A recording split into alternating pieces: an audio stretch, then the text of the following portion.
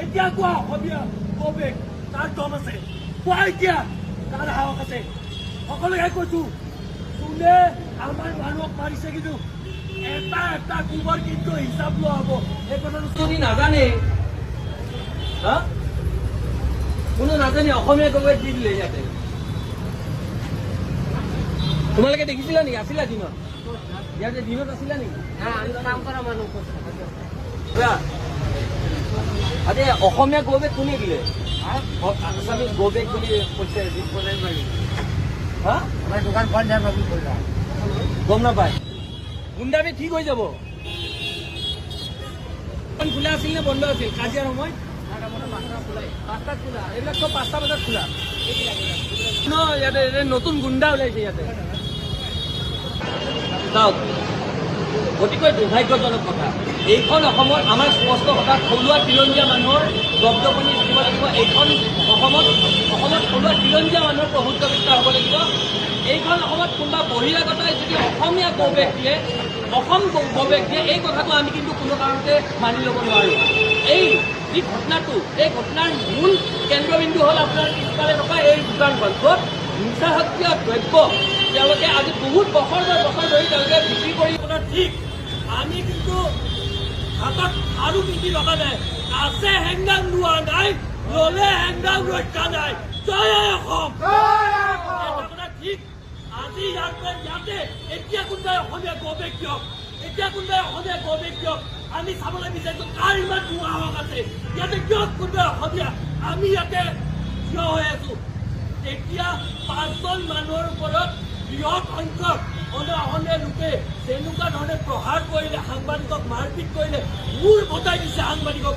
ইমান দুঃসাহস এইখন অসমত, আৰু আমি কি হাতে হাত ধৰি বহি থাকিম বুলি ভাবিছে কোনোবাই? এটা কথা স্পষ্ট যে আমি অসম জাতীয়তাবাদী যুৱ ছাত্ৰলীগে আমি স্পষ্টকৈ ক'বলৈ বিচাৰিছোঁ, এইখন অসমত থলুৱা খিলঞ্জীয়া মানুহৰ প্ৰভুত্ব বিস্তাৰ হ'ব লাগিব। এইখন অসমত থলুৱা খিলঞ্জীয়া মানুহৰ দপদপনি চলিব। আজি দুপৰীয়া ভাগত এই অঞ্চলত এই চেৰাপানীত যিটো ঘটনা সংঘটিত হ'ল, অতিকৈ দুৰ্ভাগ্যজনক কথা। আজি কেৱলতে 5-6জন কেইজনমান ব্যক্তিক, অসমীয়া ব্যক্তিক এই অঞ্চলৰ কিছুমান অনা অসমীয়া ব্যক্তিয়ে তেওঁলোকে জোৰ জবস্তি তেওঁলোকক মাৰ ধৰ কৰিছে। ইয়াৰ উপৰিও সাংবাদিকক তেওঁলোকক প্ৰহাৰ কৰা পৰিলক্ষিত হৈছে, মূৰ ফটাই দিছে। ইয়াৰ উপৰিও আমি খবৰ পাইছোঁ যে পুলিচ বিষয়া পৰ্যন্ত আহত হ'বলগীয়া পৰিস্থিতিৰ সৃষ্টি হৈছে। এইখন অসমত অনা অসমীয়াসকলৰ দপদপনি ইমান বেছি কেনেকৈ হ'ল? আমি এটা কথা স্পষ্টকৈ ক'বলৈ বিচাৰিছোঁ, আমি অসমীয়া মানুহে, আমি অসমবাসী সকলোকে মৰম কৰোঁ, সকলোকে আমি আঁকোৱালি লওঁ। কিন্তু আমাৰ যদি সহজ সৰলতা কোনোবাই আমাৰ দুৰ্বলতা বুলি ভাবে, আমি কিন্তু শান্ত হৈ নাথাকোঁ। এই কথাটো স্পষ্ট। আজি যি দুপৰীয়া আগত যি ঘটনা সংঘটিত হ'ল, যি ক্ষেত্ৰত কালপিতে আজি অসমীয়া লোকসকলক মাৰি আহত কৰিলে, আজি যি সংবাদকৰ্মীক মাৰি আহত কৰিলে, তেওঁলোকক অনতিপলমে কৰায়ত্ব কৰি দৃষ্টান্তমূলক কঠোৰৰ পৰা কঠোৰতম শাস্তি দিয়া ব্যৱস্থা কৰিব লাগিব।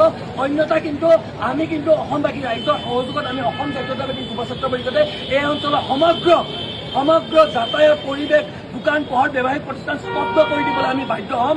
আমি কিন্তু এটা কথা স্পষ্টকৈ ক'বলৈ বিচাৰিছোঁ, এই যি আমাৰ পিছফালে থকা এই নিচাযুক্ত দ্ৰব্য পোৱা এই স্থানটো, এই ভাং বা নিচাযুক্ত দ্ৰব্য পোৱা এই স্থানটোৰ ওপৰত কেন্দ্ৰ কৰি আজি গোটেই কাজিয়াখন সংঘটিত হৈছিল।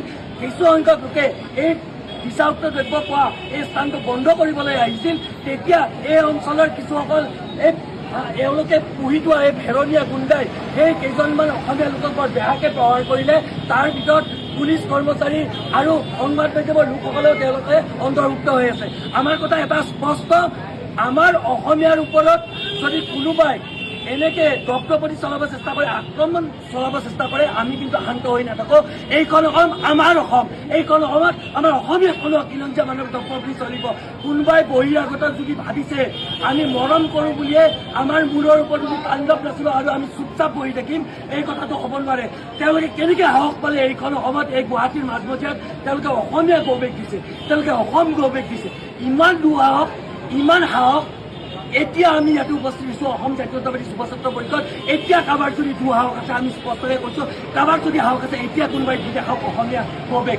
আমি এটা কথা স্পষ্ট, যদি আৰক্ষী প্ৰশাসনে আৰু চৰকাৰে যদি এই কালপিতকেইটাক কিন্তু যদি কৰায়ত্ব নকৰে অনতিপলমে, আমি কিন্তু শান্ত হৈ নাথাকোঁ। আমি অসমবাসী ৰাইজৰ সহযোগত আমি বিভিন্ন দল সংগঠনে কিন্তু এই অঞ্চলৰ পৰিৱেশ স্তব্ধ কৰি দিবলৈ আমি কিন্তু বাধ্য হ'ম।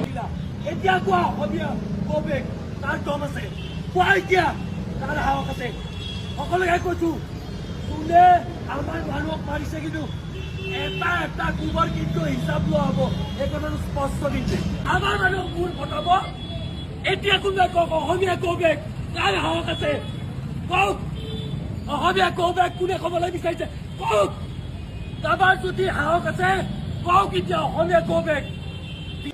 আজি গুৱাহাটী মহানগৰীত যিটো দুৰ্ভাগ্যজনক ঘটনা সংঘটিত হ'ল, সঁচাকে আজি এজন অসমীয়া হিচাপে আমি অত্যন্ত দুখ প্ৰকাশ কৰিছোঁ।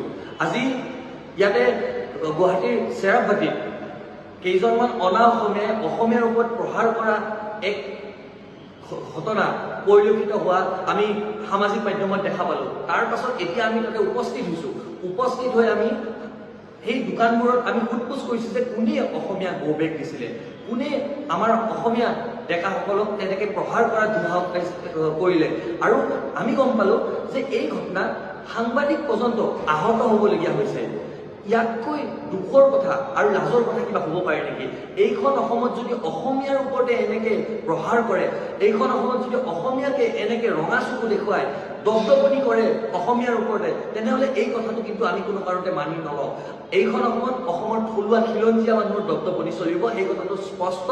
আৰু যদি কোনোবাই ভাবিছে যে আমাক ৰঙা চকু দেখুৱাই এইখন অসমত আমি অসমীয়াসকলে সকলোকে মৰমেৰে আঁকোৱালি ল'বলৈ বিচাৰোঁ, কিন্তু আমাৰ যিখিনি মৰম, আমাৰ যিখিনি সহজ সৰলতাৰ, সেইখিনিকে যদি কোনোবাই দুৰ্বলতা বুলি ভাবিছে, তেনেহ'লে তেওঁলোকে মূৰ্খৰ চকুত বাস কৰিছে। আৰু ভৱিষ্যতে যেন এনেকুৱা ধৰণৰ কাৰ্যকাৰখানা সংঘটিত নহয়, তাৰ বাবে আৰক্ষীসকলে চোকা দৃষ্টি দিব লাগে। আৰু যিসকলে এই ঘটনাটো সংঘটিত কৰিলে, আমাৰ সাংবাদিকক আহত কৰিলে, আমাৰ যিখিনি অসমীয়া লোক তেওঁলোকৰ ওপৰত প্ৰহাৰ কৰিলে, তেওঁলোকক অনতিপলমে কৰায়ত্ব কৰিবলৈ আমি দাবী উত্থাপন কৰিছোঁ।